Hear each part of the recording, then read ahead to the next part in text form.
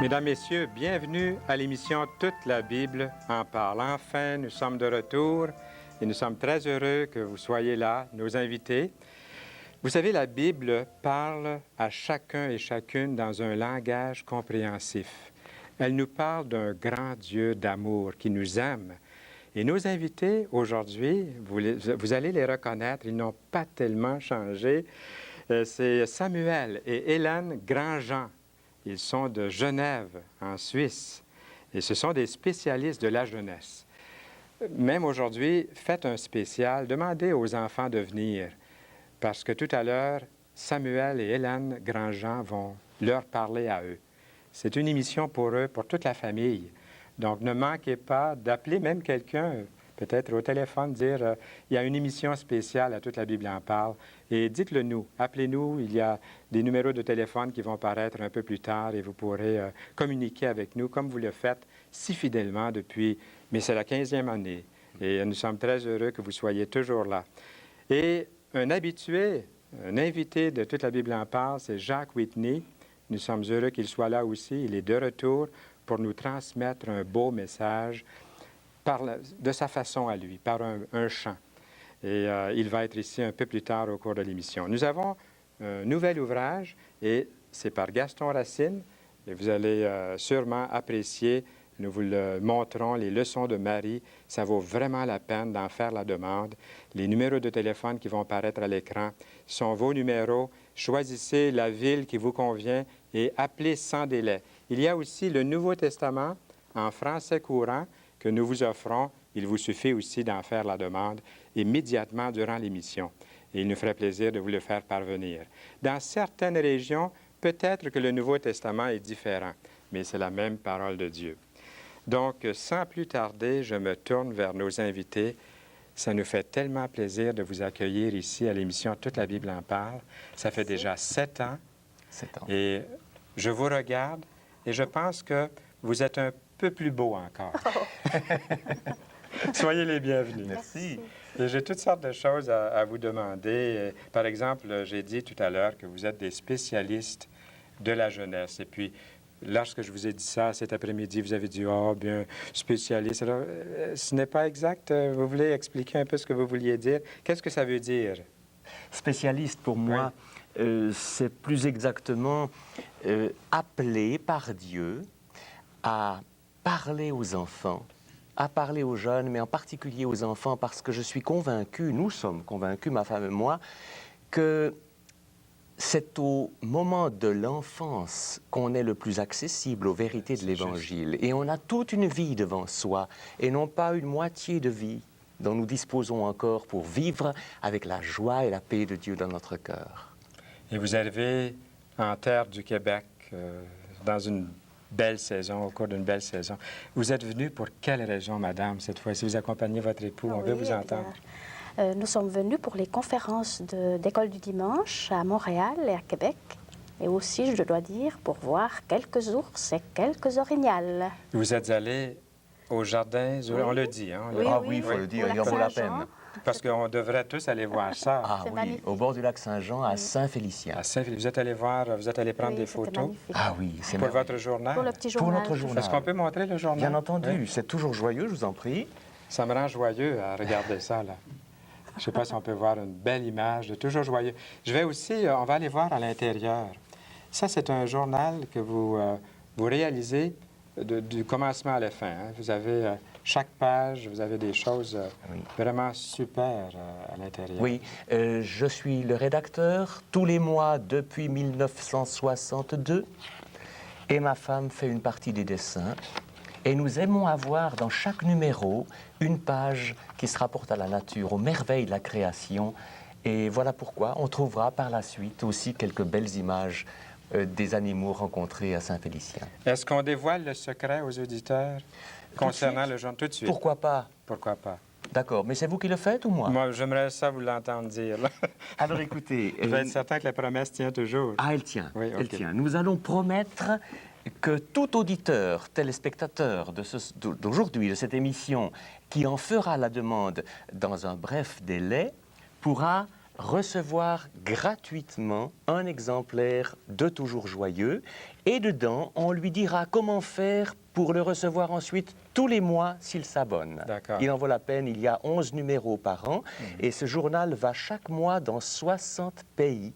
Il existe en français et en allemand. Formidable. Et nous avons environ 15 000 abonnés. Bon. Alors, le message est passé et ça, c'est gratuit. Tout à fait. Il y a aucune... C'est comme les petits livres que Tout à nous vous fait. offrons. Vous avez aussi des chants. Nous allons entendre un extrait à la fin de l'émission.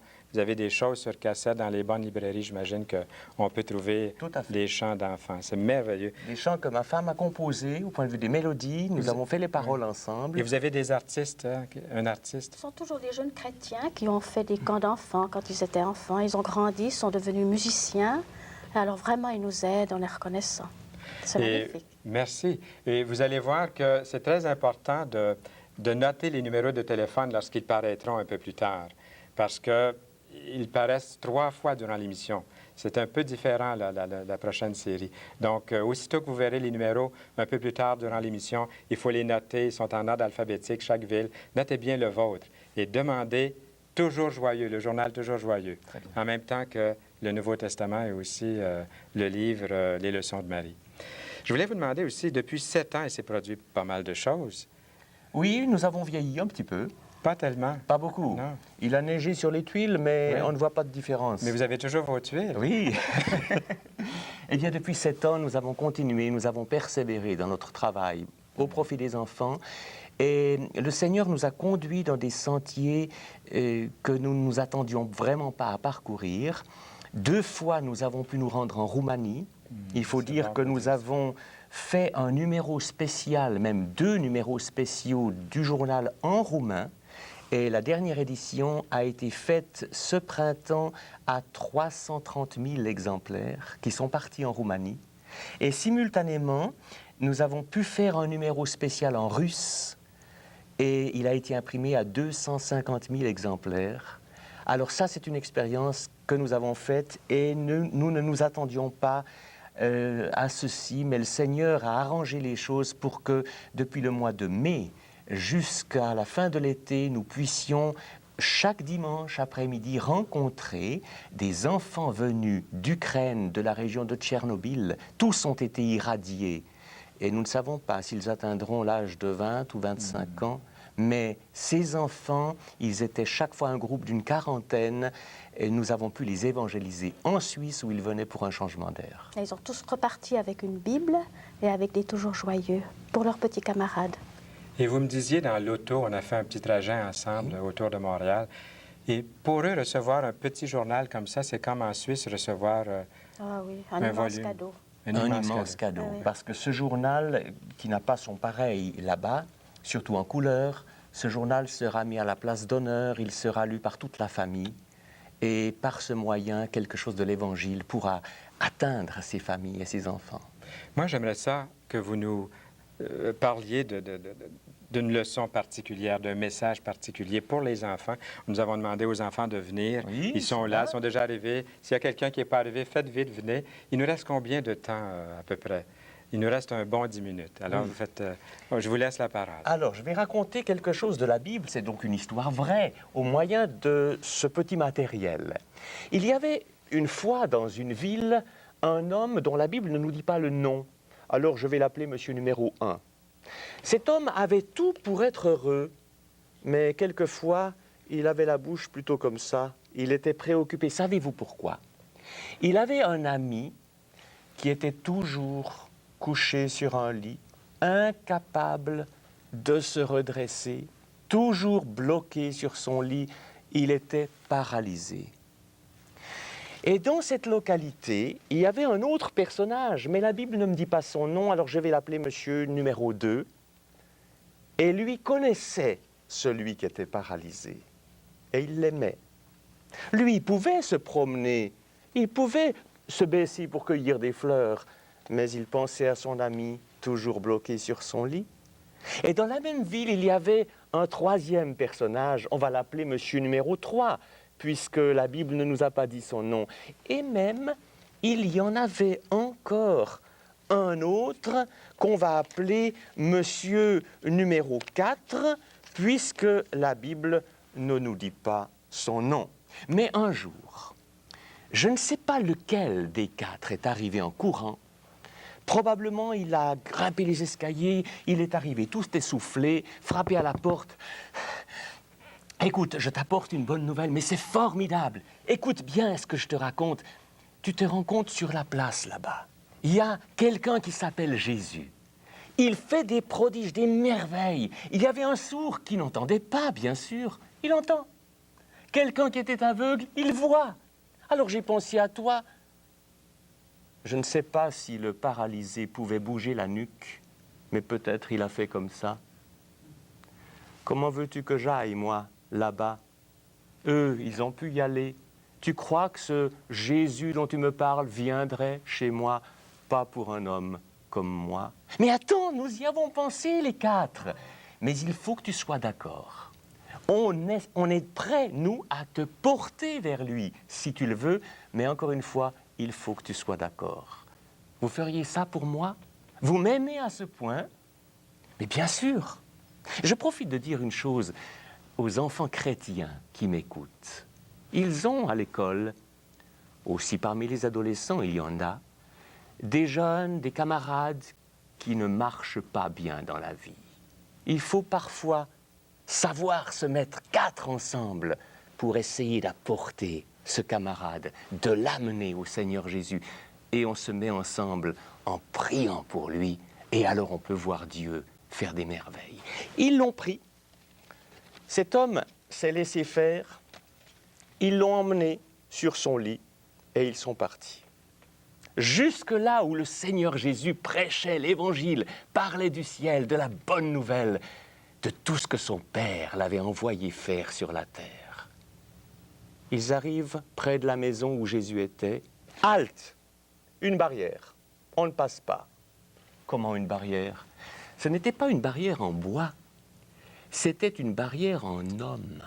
Ils étaient tous serrés les uns contre les autres. Tiens, serre-toi contre moi maintenant, tu veux? Voilà, tous bien serrés. Comment voulez-vous passer avec un lit qu'on porte quand la foule veut quand chacun dans la foule veut entendre ce que dit le Seigneur Jésus à l'intérieur de la pièce? Alors il fallait rentrer? Non. Il y en a un qui a eu une bonne idée. Ce que je ne vous ai pas encore dit, c'est que là-bas, les maisons n'étaient pas ainsi. Elles avaient un toit tout plat. Et il y avait un escalier qui permettait de grimper sur le toit. L'un des 4 a dit, attendez-moi, j'ai une idée, attendez un instant. Sur le toit, il y avait une plateforme et en général, on voyait par un trou ce qui se passait dans la pièce. Il a vu Jésus, là, qui parlait. Il a dit, j'ai trouvé la solution. Il redescend l'escalier, il dit, on va passer par le toit, puisqu'on ne peut pas passer par la porte. Alors, n'aie pas peur, on te tient. Ils ont pris le paralysé sur son lit, ils sont arrivés près de l'escalier, ils sont montés, jusque sur le toit. Et ensuite, mais il fallait le faire descendre. Oh, ils n'ont pas fait comme ça pour le laisser tomber. Ils ont attaché des cordes au lit et tout doucement, ils l'ont laissé descendre. C'est depuis lors qu'il existe des ascenseurs. C'était le premier. Mais il n'y avait pas besoin de boutons. Il suffisait d'avoir des cordes. Il est arrivé. Mais rendez-vous compte, au moment où Jésus parlait dans cette pièce, tout à coup, tous les regards pouvaient se tourner vers le haut et on oubliait d'écouter Jésus. Est-ce que Jésus a fait des menaces? Pourquoi venez-vous nous déranger? Voyez bien. Mais non, je pense que Jésus a ouvert ses bras. Jésus savait ce qui se passait pendant qu'il parlait aux autres. Et il était prêt à s'interrompre pour s'occuper de cet homme. Savez-vous ce qu'il lui a dit? Il lui a dit, « Homme, tes péchés sont pardonnés. » Comment? Ah, je ne vous ai pas encore dit que cet homme avait 2 maladies. L'une plus grave, beaucoup plus grave que l'autre. Le nom d'une des maladies, c'était la paralysie. Elle allait le gêner jusqu'à la fin de son existence, encore quelques dizaines d'années peut-être. Mais l'autre maladie était une maladie de cœur. Et cette maladie avec laquelle nous sommes tous nés, nous, oui, vous qui écoutez cette émission maintenant, vous aussi, cette maladie s'appelle le péché, une maladie de cœur qui va nous empêcher pour toujours d'entrer dans le palais de Dieu, dans lequel rien d'impur ne pourra pénétrer. C'est la parole de Dieu qui le dit. Pourrez-vous y aller? Jésus a dit à cet homme, « Tes péchés sont pardonnés. » Savez-vous pourquoi? Jésus avait le droit de dire cela. Et c'était le seul qui avait le droit et qui a encore le droit de dire cela. Personne d'autre n'a le droit de remettre les péchés d'un homme ou d'un enfant. Jésus a pu le faire. Savez-vous pourquoi? Parce qu'il s'est laissé lui-même un jour paralysé sur une croix. Jésus a été paralysé. On a pris ses mains, on a planté un clou dans cette main qui s'était posée sur le corps d'un enfant pour qu'il soit guéri. Voilà le mal qu'elle avait fait, cette main. Mais on n'en voulait plus. L'autre main qui avait donné du pain à une foule affamée, on n'en voulait plus. Sur une croix, retenue par un clou, les pieds pareils. C'est à cause de cela que Jésus a pu dire « Tes péchés sont pardonnés ». Jésus a voulu guérir cet homme de la plus grave de ces deux maladies. Mais tout à coup, que voit-il? Des gens qui s'agitent sur leurs chaises et qui parlent entre eux. C'étaient des gens religieux. Mais, disait-il, qui a le droit de dire une chose pareille? Tes péchés sont pardonnés. Seul Dieu peut faire cela. Qui est-il, celui-là?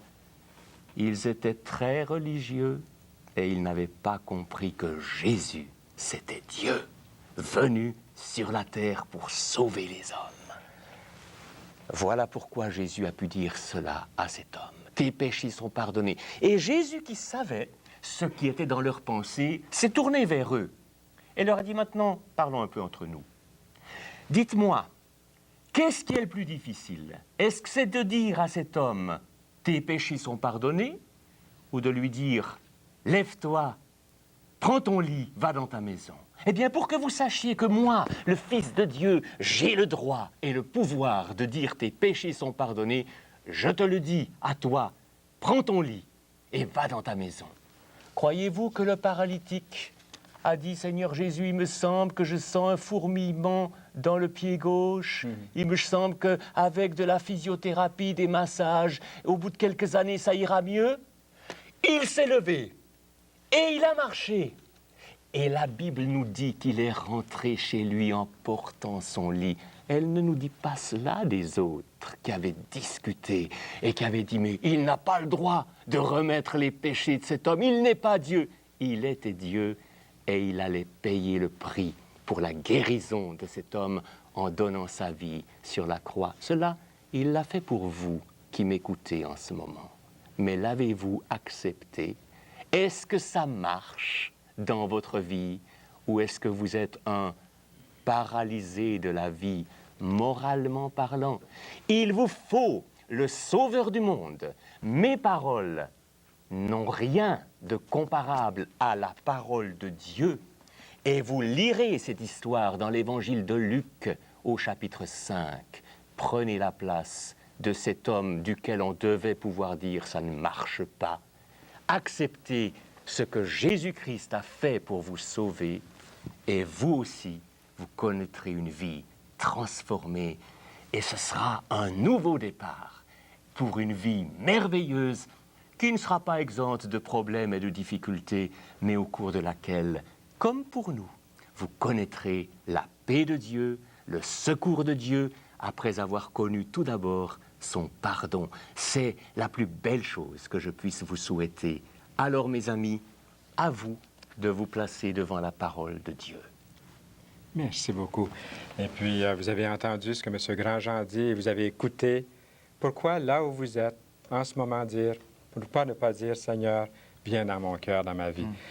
Monsieur Samuel Grandjean et puis Hélène Grandjean aussi seront là dans quelques instants après le chant que va nous faire Jacques Whitney. Mais j'aimerais vous dire de ne pas oublier de noter les numéros de téléphone qui paraîtront à l'écran, puisqu'ils ne sont là que pour quelques instants. Pourquoi pas les noter? Votre ville ou la ville la plus près de chez vous va apparaître à l'écran et elle paraît en ce moment. Notez bien, c'est en ordre alphabétique comme vous pouvez voir en ce moment. Et notez le numéro de téléphone et appelez tout de suite pour recevoir un Nouveau Testament ou recevoir les leçons de Marie ou les deux. Il y a aussi, n'oublions pas, le journal Toujours joyeux que je pourrais aussi juste montrer. Ils sont tous très, très jolis. Alors, n'oubliez pas ces ouvrages. Vous pouvez les commander tout de suite et c'est gratuit. C'est un cadeau que nous vous faisons. Nous sommes très heureux de vous les offrir. Eh bien, nous sommes très contents de voir que Jacques est venu. Il est là. Et Jacques, ça va bien? Il va chanter dans quelques instants. Il a un beau message à nous transmettre. Et il a intitulé cette chanson, ce cantique, on peut dire un cantique, c'est Jean 17. Jésus, lorsqu'il était sur la terre, a prié pour chacun et chacune de ceux et celles qui vivaient de son temps. Il a pensé aux enfants aussi, à tous les plus jeunes, du plus jeune au plus âgé. Mais de plus, il a prié pour vous, il a prié pour moi. Alors, écoutez bien ce message. Jacques a l'habitude de venir ici à Toute la Bible en parle et de nous transmettre un message par son chant. C'est Jean 17, Jacques Whitney.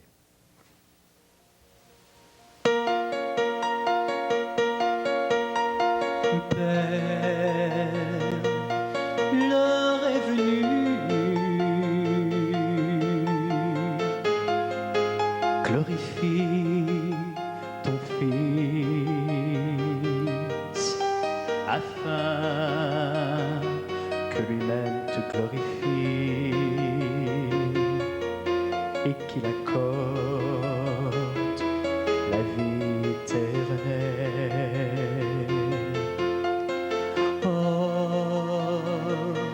La vie éternelle, c'est qu'ils te connaissent, toi le seul vrai Dieu, et celui que tu as envoyé, Jésus-Christ, ton Fils. Je ne te prie pas pour le monde, mais pour ceux que tu m'as donnés, afin qu'ils soient un comme nous sommes un. Je ne te prie pas pour le monde, mais pour ceux que tu m'as donnés, afin qu'ils soient un comme nous sommes un. Père, le monde ne t'a point connu, mais ceux-ci ont connu que tu m'as envoyé. Oh, que l'amour dont tu m'as aimé soit en eux et qu'ils voient ta gloire. Père, le monde ne t'a point connu, mais ceux-ci ont connu que tu m'as envoyé. Oh, que l'amour dont tu m'as aimé soit en eux et que je sois en eux.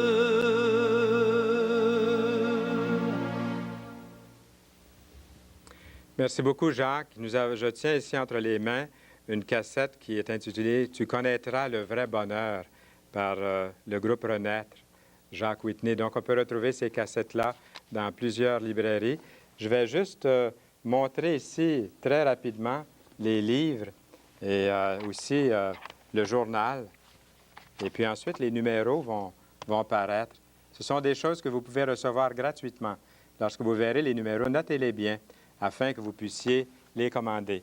Et j'aimerais, pour le mot de la fin, que vous nous parliez de ce beau tableau que vous avez préparé pendant 30 secondes. Tout d'abord, vous entendez un chant qui a été composé pour les enfants et que nous avons enseigné aux enfants. Ils le chantent avec conviction. Ce beau tableau, c'est tout simplement une toute petite partie d'une histoire de la Bible que nous racontons aux enfants par le moyen des images. Mais, avant d'aller plus loin, excusez-moi de revenir à ceci. Est-ce qu'il y a un enfant qui m'écoute en ce moment, qui souhaiterait, tu serais d'accord, que chaque mois, nous lui écrivions une lettre? Tout à fait d'accord. Tu ferais un dessin Ah, et promis. moi j'écrirais. Et il serait d'accord, eh bien il pourrait. Oui, ça nous donnera du travail, mais ça ne fait rien. Elle existe la lettre, la voici. Le journal. Le journal, on se fera tout mince pour pouvoir entrer dans sa boîte aux lettres et chaque mois, on viendra lui faire une petite visite pour lui parler, un petit peu comme nous l'avons fait tout à l'heure, de la Bible, mais d'une façon sympathique, joyeuse, captivante. Ah, la Bible, c'est un livre qui rend heureux. Et quand on lit la Bible et quand on a rencontré Jésus-Christ, on le sait et on est heureux. Je vous souhaite cette joie. Encore une fois, je remercie les invités Samuel, Hélène, Grandjean, Jacques, Whitney. Et ne manquez pas l'émission de la semaine prochaine, au cours de laquelle il sera question du pourquoi Dieu nous a créés à son image. Au plaisir de vous revoir. À bientôt et portez-vous bien.